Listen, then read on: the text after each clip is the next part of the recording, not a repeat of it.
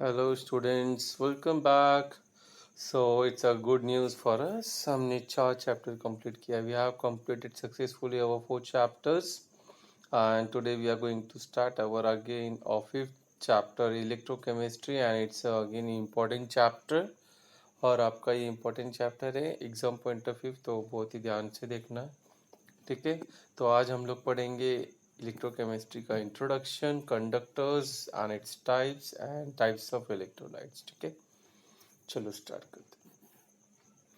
Electrochemistry, ठीक है, the word itself explains you the meaning of that. ठीक है, वर्ड से खुद ही हमको उसका मीनिंग समझ में आ रहा है, right.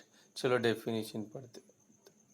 Electrochemistry is the area of chemistry which is concerned with interconversion of chemical and electrical energy. ठीक है, क्या है इलेक्ट्रोकेमिस्ट्री? एक केमिस्ट्री का वो पार्ट है जो क्या करता है, केमिकल एनर्जी जब इलेक्ट्रिकल एनर्जी में आपका कन्वर्ट होता है, या तो इलेक्ट्रिकल एनर्जी केमिकल एनर्जी में कन्वर्ट होता है. ठीक है, तो इनके बीच का जो इंटर कन्वर्जन है, ठीक है, उसको स्टडी करते हैं हम लोग इसमें. ठीक है, तो उसे इलेक्ट्रोकेमिस्ट्री कहते हैं, right.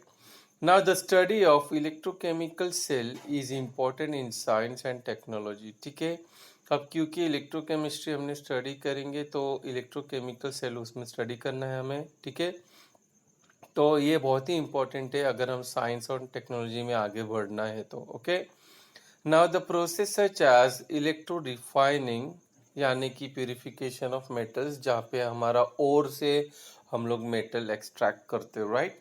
Electroplating for coating one metal is on the surface of another. ठीक है, आप देखते हो आपके घर पे आपकी जो मदर होती है किचन में पैन वगैरह यूज़ करते हैं. ठीक है, तो कोटेड रहता है ना, कार्बन कोटेड रहता है, राइट. तो या डबल कोटिंग पैन भी यूज़ करते हैं. ठीक है, तो वो सब क्या है, इलेक्ट्रोप्लेटिंग का ही एक एग्जाम्पल है. ठीक है, and are also electrochemical process. Electrochemistry deals with the design and operation of electrochemical cell. ठीक है, तो अभी इलेक्ट्रोकेमिस्ट्री किससे डील करता है, इलेक्ट्रोकेमिकल सेल के कैसा डिज़ाइन करना है हमको.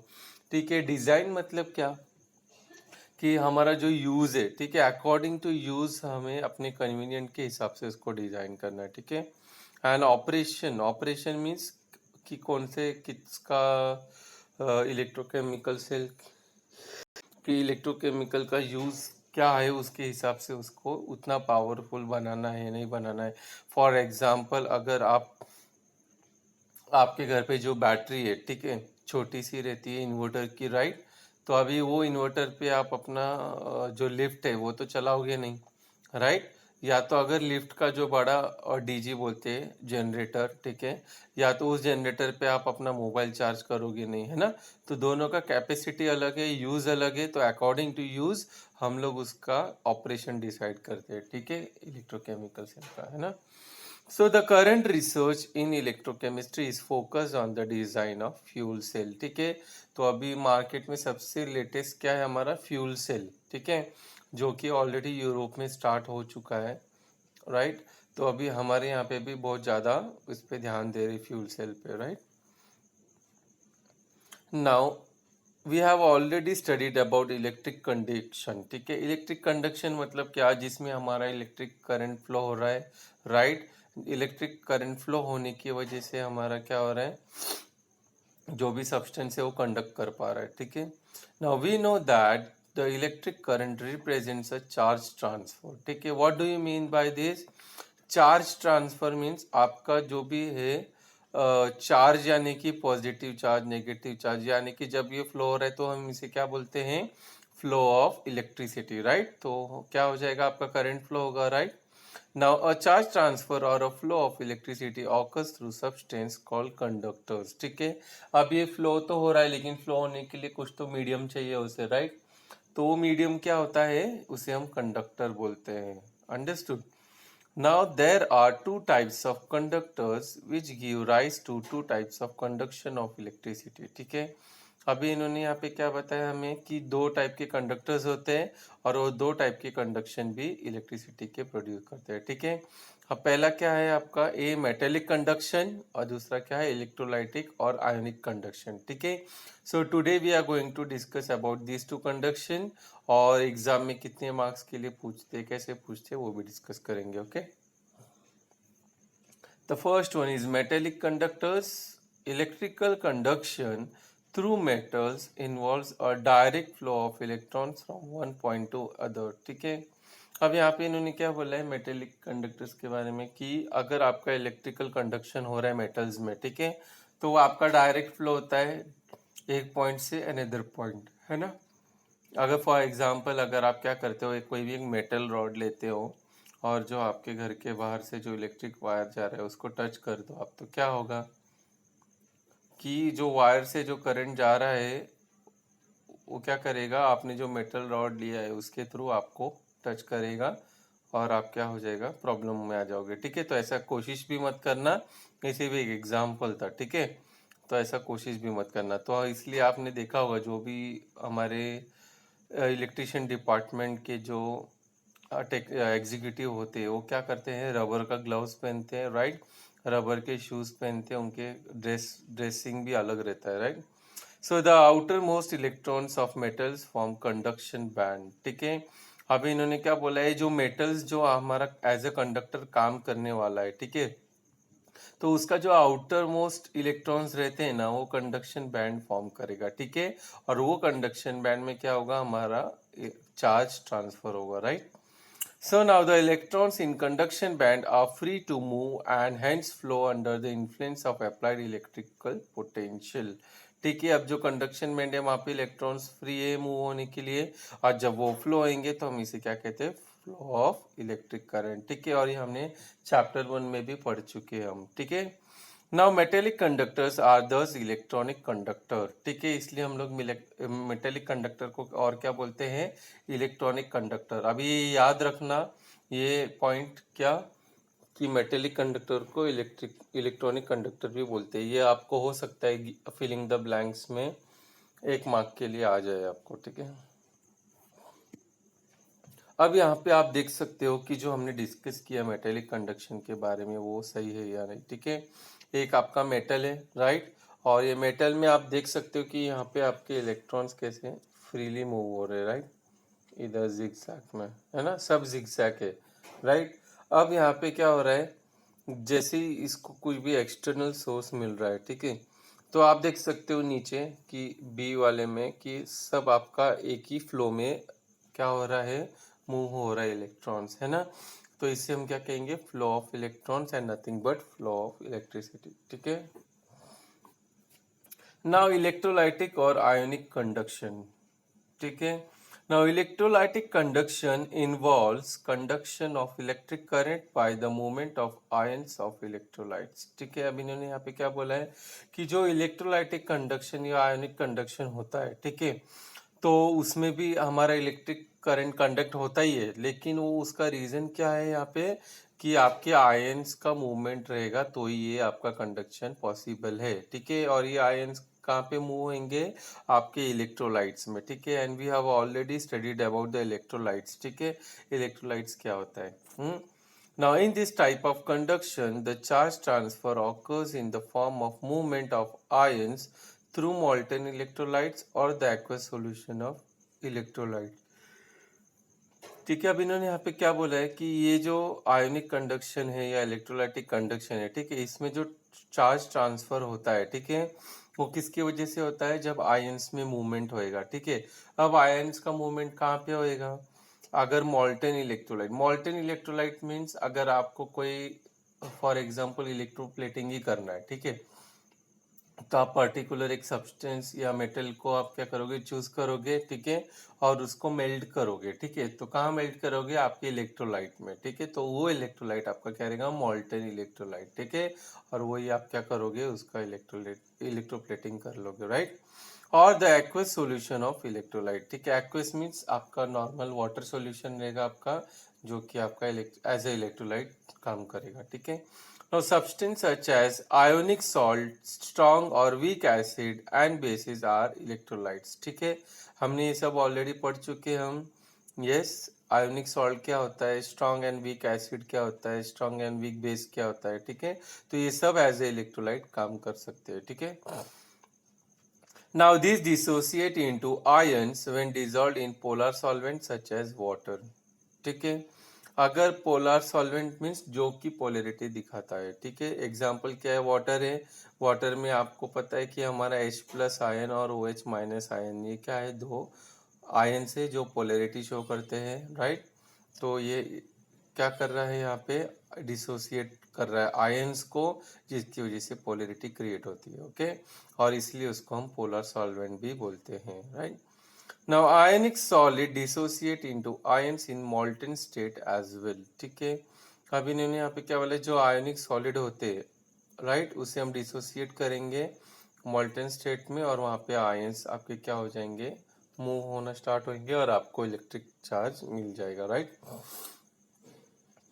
Now in this figure we can see that we have a electrolytic solution, है ना। और यहाँ पे आपको दिख रहा है कि हमने एन एनायन और कैटायन दिखाया, राइट। जो ब्लू कलर में है वो क्या है, एनायन है, रेड कलर में कैटायन है, ठीक है। अब आप लोग देख सकते हो जो कि कैटायन है वो कैथोड के पास जा रहा है और एनायन एनोड के पास है, ठीक है।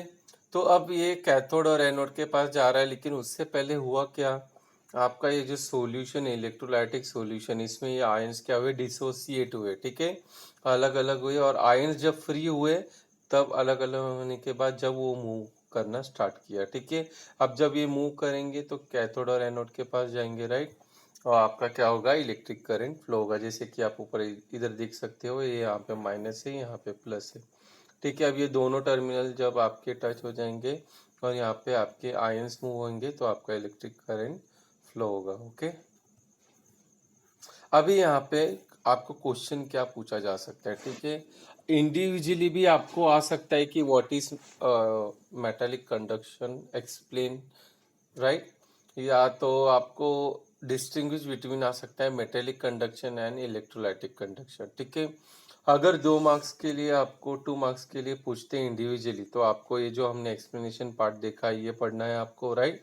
या तो आपको 2 मार्क्स के लिए डिस्टिंग्विश पढ़ना है तो आप ये पढ़ोगे, राइट। अगर 2 मार्क्स के लिए डिस्टिंग्विश बिटवीन आता है तो, ठीक है। सो डिस्कस करते हैं ये भी। Now metallic conduction is carried by the movement of electrons, ठीक है। अब इन्होंने यहाँ पे क्या बोला है, metallic conduction is carried by the movement of electrons, ठीक है। यहाँ पे क्या हो रहा है, आपका मेटल में जब इलेक्ट्रॉन्स मूव होता है तो मेटेलिक कंडक्शन होता है, ठीक है। जबकि इलेक्ट्रॉनिक कंडक्शन में क्या होता है, electrolytic conduction is carried by the movement of ions, ये याद रखना, ठीक है। बाकी सबसे में सिर्फ मूवमेंट किसका हो रहा है वो याद रखना है, क्या, यहाँ पे इलेक्ट्रॉन्स है और यहाँ पे आयंस है, ठीक है। Second point, no change in the chemical properties of the conductor, ठीक है। केमिकल प्रॉपर्टीज में कोई भी चेंज नहीं आएगी आपकी मेटेलिक कंडक्टर में, ठीक है। जबकि आपका इलेक्ट्रोलाइटिक में क्या है, it involves the decomposition of electrolyte as a result of the chemical reaction, ठीक है। आपका केमिकल रिएक्शन आपका होएगा तो ही आपका डिकम्पोजिशन होगा आयन का, ठीक है। और आयन अगर आपके डिसोसिएट नहीं होंगे तो आपको करंट भी नहीं मिलेगा, ठीक है। Now third point, it does not involve the transfer of any matter, ठीक है। यहाँ पे कोई भी मैटर ट्रांसफर नहीं हो रहा है आपका, सिर्फ क्या हो रहा है, आयन्स मूव होंगे, ठीक है, इलेक्ट्रॉन के फॉर्म में, ठीक है। Now third point in electrolytic, it involves the transfer of matter as ion, ठीक है। अब यहाँ पे एज अ आयन आपका मैटर ट्रांसफर हो रहा है, आपने देखा था वहाँ पे लास्ट फिगर में क्या देखा था, एनायन एनोड के पास जा रहा है, कैटायन कैथोड के पास जा रहा है ना। Last point, metallic conduction decreases with the increase in temperature, जैसे जैसे टेम्परेचर इंक्रीज करोगे मेटेलिक कंडक्शन बढ़ेगा। यहाँ पे electrolytic conduction increases when increase in the temperature, तो यहाँ पे क्या होगा, जैसे जैसे आप टेम्परेचर इंक्रीज करोगे इलेक्ट्रोलाइटिक कंडक्शन भी इंक्रीज होगा। Now here we will see the two types of electrolyte, non-electrolyte and electrolyte, ठीक है। The conducting and non-conducting nature of solution can be identified by measurement of their conductivity, ठीक है। अब इन्होंने यहाँ पे क्या समझा है हमें, कि अगर कंडक्टिंग या नॉन कंडक्टिंग नेचर है किसी सॉल्यूशन का, ठीक है, तो हम कैसे आइडेंटिफाई करेंगे? हम वहाँ पे कंडक्टिविटी मेजर करेंगे, right? Now sucrose and urea do not dissociate in their aqueous solution, ठीक है। यहाँ पे इन्होंने क्या एग्जांपल लिया है कि आपका सुक्रोज और यूरिया है, ये दोनों भी डिसोसिएट नहीं होते एक्वस सॉल्यूशन में, right? The conductivities of these solutions are nearly the same as that of the water, ठीक है। इसलिए यहाँ पे अगर आप मिक्स करते हो वाटर में सुक्रोज को या यूरिया को, तो वो क्या करेगा? कुछ भी वहाँ पे आयन डिसोसिएट नहीं करेगा, okay. Therefore this substance are called non electrolytes, ठीक है। तो जो आयन डिसोसिएट नहीं कर पाता है एक्वस सॉल्यूशन में, उसे हम नॉन इलेक्ट्रोलाइट कहते हैं, okay. Now, on the other hand, the substance like potassium chloride, acetic acid, sodium hydroxide, hydrochloric acid dissociates in their aqueous solution, ठीक है। आया समझ में क्या बोला इन्होंने? कि जबकि अगर आप और बाकी के सब्सटेंस लेते हो, पोटेशियम क्लोराइड हुआ, एसिटिक एसिड हुआ, सोडियम हाइड्रोक्साइड हुआ, हाइड्रोक्लोरिक एसिड हुआ, ये सब क्या है? एक्वस सॉल्यूशन में इजीली डिसोसिएट हो जाते हैं, ठीक। Now the conductivities of their aqueous solution are higher than that of the water, ठीक है। अब यहाँ पे इन्होंने क्या बोला है कि जो aqueous solution है उसमें इनकी conductivity भी बहुत high होती है, okay. And therefore these are called electrolytes. Now electrolytes conduct electricity in molten state or when dissolved in water, ठीक है। अगर आप इसको एक्वस में यानी कि वाटर में आप डिसोसिएट करते हो, तो आपको इलेक्ट्रिसिटी कंडक्ट कर पाओगे या मॉल्टन स्टेट में भी इलेक्ट्रिसिटी कंडक्ट कर पाओगे? Now again we can get a question for 2 marks, distinguish between or differentiate between electrolyte and non electrolyte, ठीक है। अगर ऐसा क्वेश्चन आता है आपको, तो आप ये डिस्टिंग्विश सामने है, हम लोग डिस्कस करेंगे, right. Electrolytes are chemical compounds that can break down into ions when dissolved in water, ठीक है। ये हमें पता है क्या, जब आपका वाटर में कोई भी कंपाउंड डिसॉल्व हो जाता है, ठीक है, और डिसॉल्व होने के बाद आपको आयंस प्रोवाइड करता है, तो उसे हम इलेक्ट्रोलाइट्स कहते हैं, ठीक है। Non electrolytes are chemical compounds whose aqueous solutions cannot conduct electricity through the solution, है ना। नॉन इलेक्ट्रोलाइट कौन सा सॉल्यूशन होता है जिसमें आप अगर कंपाउंड ऐड करते हो एक्वस सॉल्यूशन में और वो इलेक्ट्रिसिटी कंडक्ट नहीं कर पाएगा। क्यों नहीं कर पाएगा? क्योंकि वो आयंस में डिसोसिएट ही नहीं करेगा, है ना। Second point, it can conduct electricity through their aqueous solution, है ना। एक्वस सॉल्यूशन के थ्रू वो क्या करेगा? इलेक्ट्रिसिटी कंडक्ट करेगा। जबकि नॉन इलेक्ट्रोलाइट में क्या है? Second point, cannot conduct electricity through their aqueous solution. Now third point, in electrolytes composed of ionic bond, ठीक है। यहाँ पे क्या है कि आयोनिक बॉन्ड से वो क्या होंगे, उनका कंपोजिशन कैसा है? आयोनिक बॉन्ड, इसलिए वो आयंस इजीली क्या कर सकते हैं? फॉर्म कर सकते हैं, ठीक है। जबकि नॉन इलेक्ट्रोलाइट में क्या है? Composed of covalent bond. अब कोवेलेंट बॉन्ड आपको पता है क्या है? शेयरिंग ऑफ इलेक्ट्रॉन्स, है ना। अब वो शेयर कर रहे हैं, राइट, तो आयंस फॉर्म कर सकते हैं क्या? नहीं, okay. Now next point is include acid, base and salts, ठीक है। इलेक्ट्रोलाइटिक सॉल्यूशन में क्या है? हम एसिड, बेस और सॉल्ट तीनों को ही इंक्लूड कर सकते हैं। Whereas in non electrolyte carbon containing compounds, fat and sugar. Now last point, can be found as strong electrolyte and weak electrolyte, और नॉन इलेक्ट्रोलाइट में क्या है? Can not be found as water soluble compounds and water insoluble compounds, ठीक है। और last में एक example भी दे सकते हो आप लोग, राइट। इलेक्ट्रोलाइटिक में क्या दे सकते हो example? Sodium hydroxide, hydrochloric acid, acetic acid वगैरह। और नॉन इलेक्ट्रोलाइट में सुक्रोज दे दो, यूरिया दे दो, ओके। नाउ स्ट्रॉन्ग और वीक का हम लोग ने वहाँ पे डिस्कशन किया था, ये भी डिस्कस कर लेते हैं। What is strong electrolyte and weak electrolyte? On the basis of high or low electrical conductivity, electrolytes are classified into strong and weak electrolytes, ठीक है। तो कौन से बेसिस पे हम क्लासीफाई कर सकते हैं स्ट्रॉन्ग एंड वीक इलेक्ट्रोलाइट? उसकी कंडक्टिविटी कितनी है, ठीक है। अगर इलेक्ट्रिकल कंडक्टिविटी हाई है that means it is a strong electrolyte.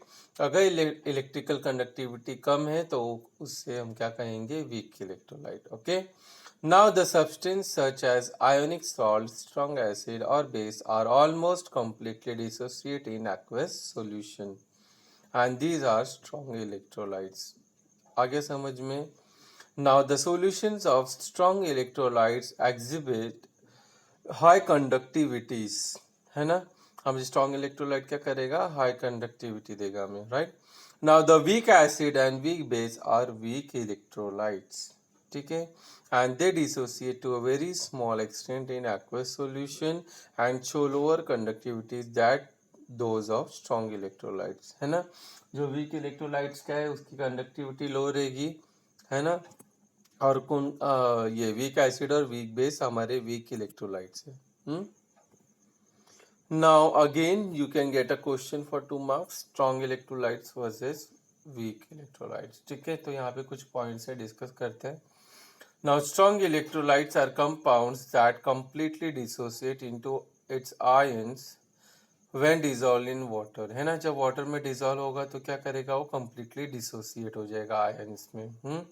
जबकि वीक इलेक्ट्रोलाइट्स में क्या है? Weak electrolytes are compounds that partially dissociate into ions when dissolved in water, ठीक है।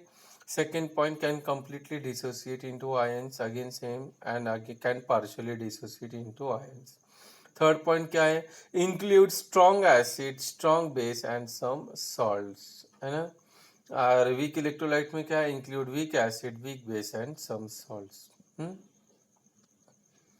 नाउ अभी ये फिगर मैंने एक जानबूझ के रखा है यहाँ पे। फिगर में आप देख सकते हो कि पहले फिलिंग द ब्लैंक्स दिया है मैंने, जो कि 1 मार्क के लिए आपको एग्जाम में आ सकता है, ठीक है। और वही एक्सप्लेनेशन नीचे फिगर में भी दिया है, ठीक है। स्ट्रॉन्ग एंड वीक इलेक्ट्रोलाइट्स के लिए, strong electrolytes produce dash quantities of free moving aqueous ions whereas weak electrolytes produce only dash quantities of free moving aqueous ions, ठीक है। तो स्ट्रॉन्ग इलेक्ट्रोलाइट के लिए क्या आएगा? लार्ज क्वांटिटी, और हमारा वीक इलेक्ट्रोलाइट के लिए आएगा स्मॉल क्वांटिटी, ठीक है। अब नीचे आपको फिगर दिख रहा है यहाँ पे। फर्स्ट वाला क्या है? Strong ionic. हाँ, तो ये फर्स्ट फिगर क्या है आपका? फर्स्ट फिगर में आप देख सकते हो बीकर में क्या है? स्ट्रॉन्ग आयोनिक इलेक्ट्रोलाइट, ठीक है। अब ये स्ट्रॉन्ग क्यों है? क्योंकि आप देख सकते हो कि यहाँ पे इक्वल नंबर ऑफ आयंस है, ठीक है। यहाँ पे जितने पॉजिटिव है वहाँ पे उतने नेगेटिव आयंस भी है, ठीक है। नाउ सेकंड वाले में आप देख सकते हो स्ट्रॉन्ग कोवलेंट इलेक्ट्रोलाइट। यहाँ पे अगर आपका स्ट्रॉन्ग आयोनिक इलेक्ट्रोलाइट है दैट मीन्स आपके इलेक्ट्रोलाइट में क्या है? आपका कोवलेंट भी स्ट्रॉन्ग है, ठीक है। Now in third figure we can see weak ionic electrolyte, ठीक है। अब यहाँ पे आप देख सकते हो कि ये जो आपके आयंस है, ठीक है, पॉजिटिव एंड नेगेटिव आयंस, ठीक है, ये पार्शली डिसोसिएट हुए। यानी कि आप यहाँ पे सिर्फ देख सकते हो कि यहाँ पे आपका एक जो है पॉजिटिव आयन यहाँ पे है और एक नेगेटिव एक यहाँ पे दूर है, ठीक है। और बाकी लोगों को वैसे के वैसे ही कोई डिसोसिएट नहीं हुआ है, ठीक है। तो अब ये इसका रीज़न क्या है? यहाँ पे वीक कोवलेंट इलेक्ट्रोलाइट की वजह से, ठीक है। और जबकि स्ट्रॉन्ग आयोनिक इलेक्ट्रोलाइट क्यों है? क्योंकि यहाँ पे स्ट्रॉन्ग कोवलेंट इलेक्ट्रोलाइट, ठीक है। ये एक अलग सा कॉन्सेप्ट था जो कि मैंने एक्सप्लेन करने की कोशिश की, ठीक है। आई होप आप लोगों को समझ में आ गया होगा।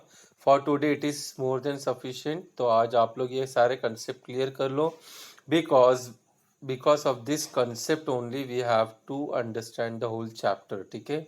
तो आज जो भी हमने कंसेप्ट पढ़ा है उसके बेसिस पे हमको पूरा चैप्टर कंप्लीट करना है। Okay, thank you so much, be safe at home.